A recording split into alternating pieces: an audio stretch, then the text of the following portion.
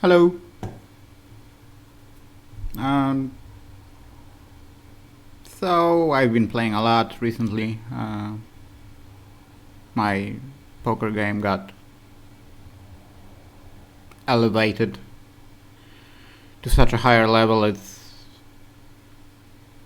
been quite overwhelming, but yeah, the knowledge is just amazing. Um, but to cement things, I need to do some work in lab as well. So I'll do some studying today.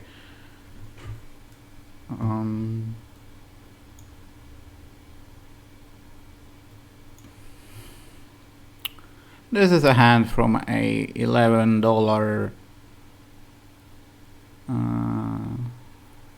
knockout sit and go. This is actually how I make my money. The other work, it's just obviously my very vivid mushroom-fed imagination.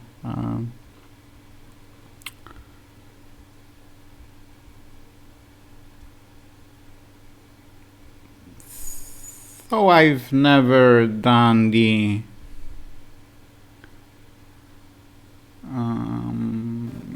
progressive knockout ICM calculations yet, but I've noticed the HRC does allow this option, so let's see how it goes.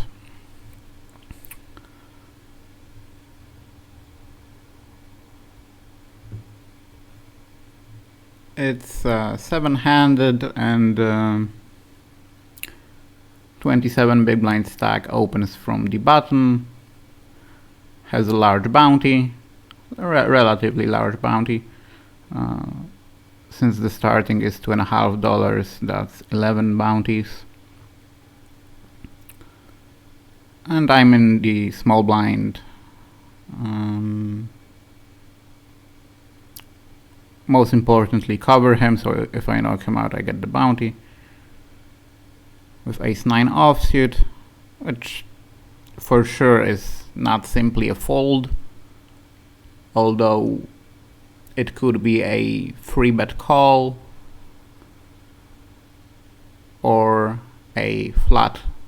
However, I decided to put maximum pressure on the villain, since there are other shorter stacks and he shouldn't be willing to gamble.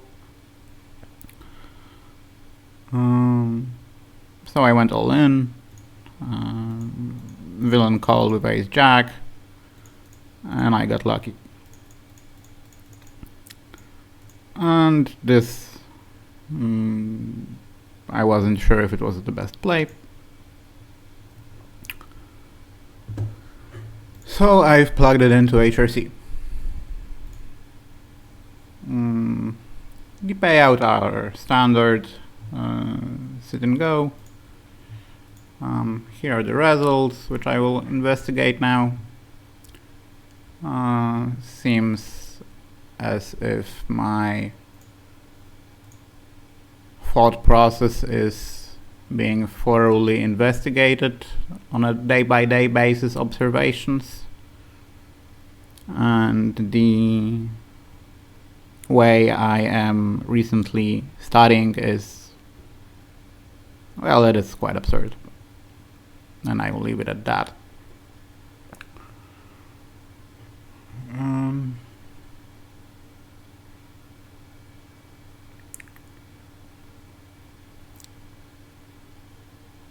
So the button min raises, and I need to establish a range for that. Something reasonable on the button at 25 big blinds. He shouldn't be min raising that much.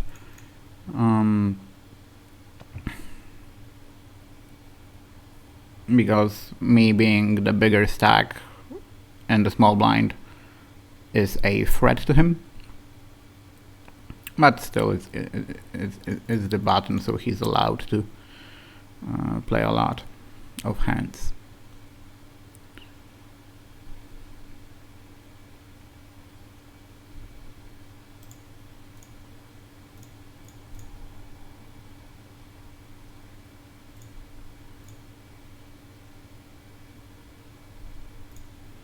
38%. Probably not GTO range, but it's reasonable.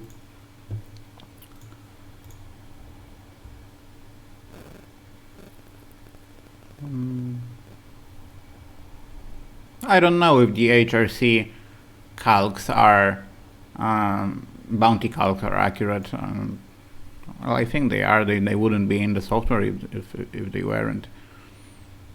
So if he opens that range, and now I must establish his calling range. Let's see, this is the overcall from the big blind, which he never calls with those hands. Well, maybe the ace jack suited once in a while.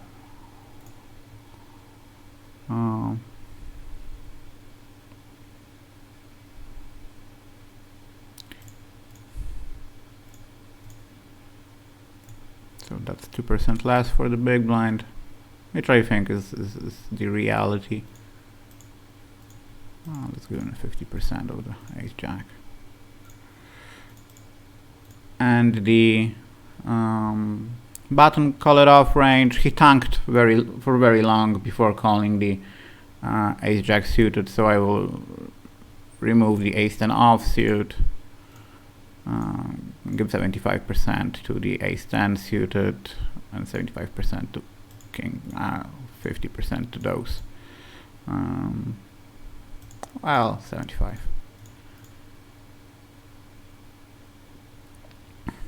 Because he did tank a lot. So those little tightenings, let's see how they affect my shoving range. I mean, ace 9 was in this scenario break even, so a fold. I shouldn't be taking break even spots when I can get an edge. Oh wow! Once I slightly tightened their call it off ranges, I can now free bet shove like 58%. Well, that's not reasonable because of I need to cut down the smallest edges. I don't need to do those. So let's say plus 0.1, which is 40%. And ace 9 appears to be the correct play. So having said that, it will be high variance. It's worth noting, going online with pocket aces, it's only plus 2.6.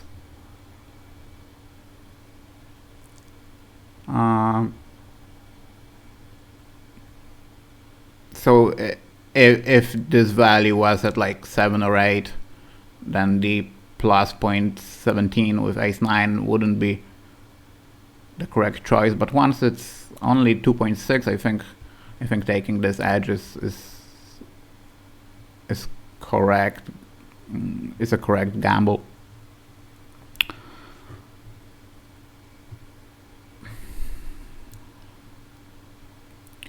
If I decide to free bet to a non-all-in sizing, I believe I must call off his 4-bet, and I'm just trying to figure out if it's worth to induce a 4-bet to get into the confrontation with a player with a large bounty, and I have no idea how to solve for that. I mean, if I free bet and he 4-bet shoves ace king or sevens, it's a wonderful result.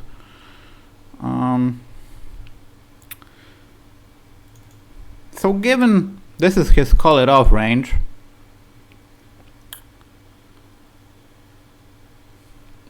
I think it's actually reasonable to move the ace 9 into free bet call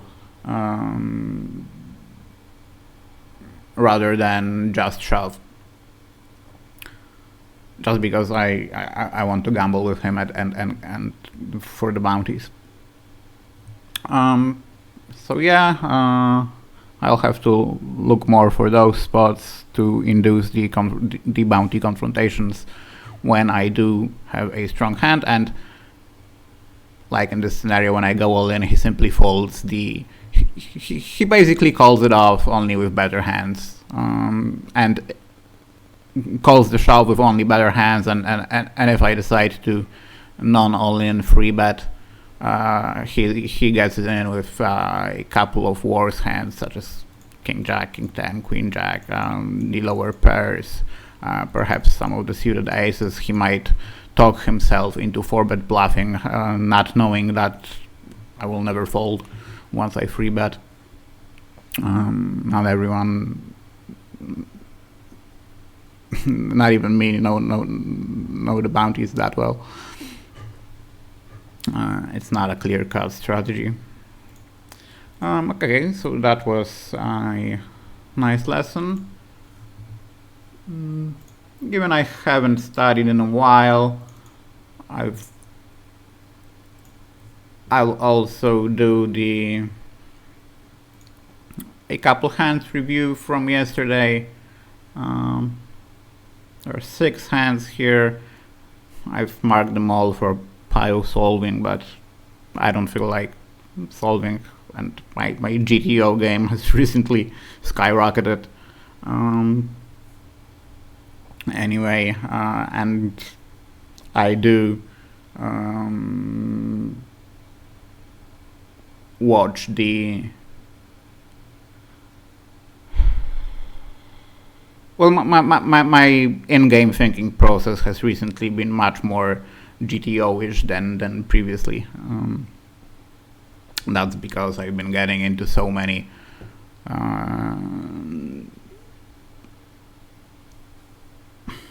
unique spots. The versatile board textures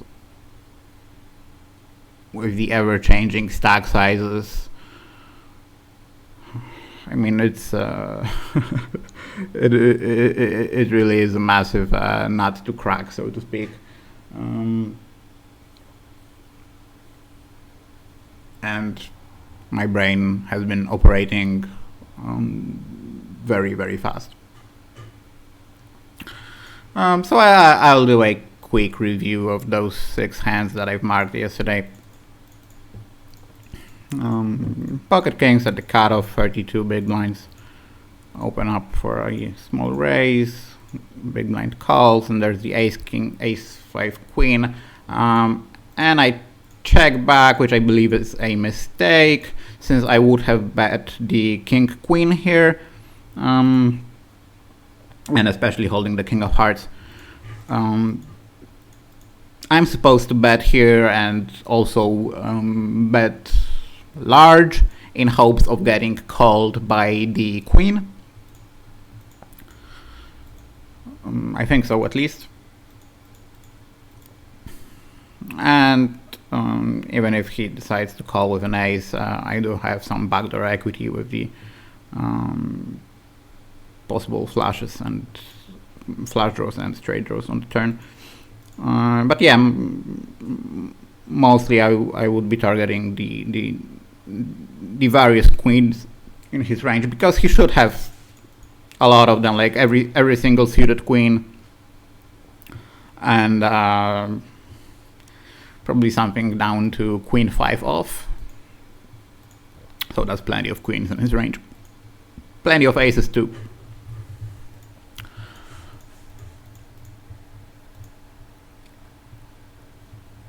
And this is also a decent spot to bluff with my air. Say I had 6-7 of diamonds. It's not the worst plan to bet large on the flop and continue on the turn, because he will call flop with the queen and fold the turn every single time, basically. Although I'm not sure if the 32 big blinds effective is the correct stack for such maneuvers.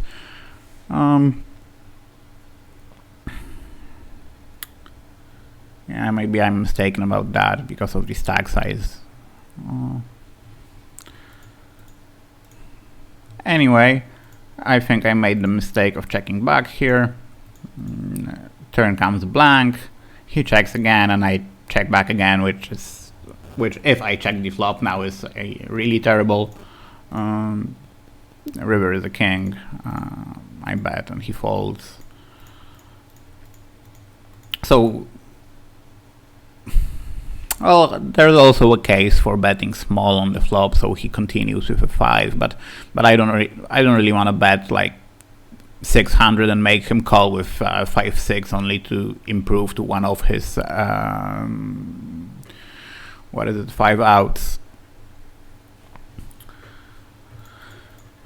So yeah, I believe our large flop, but okay, I'll take a small pause and record a second video in a few minutes with the other 5 hands.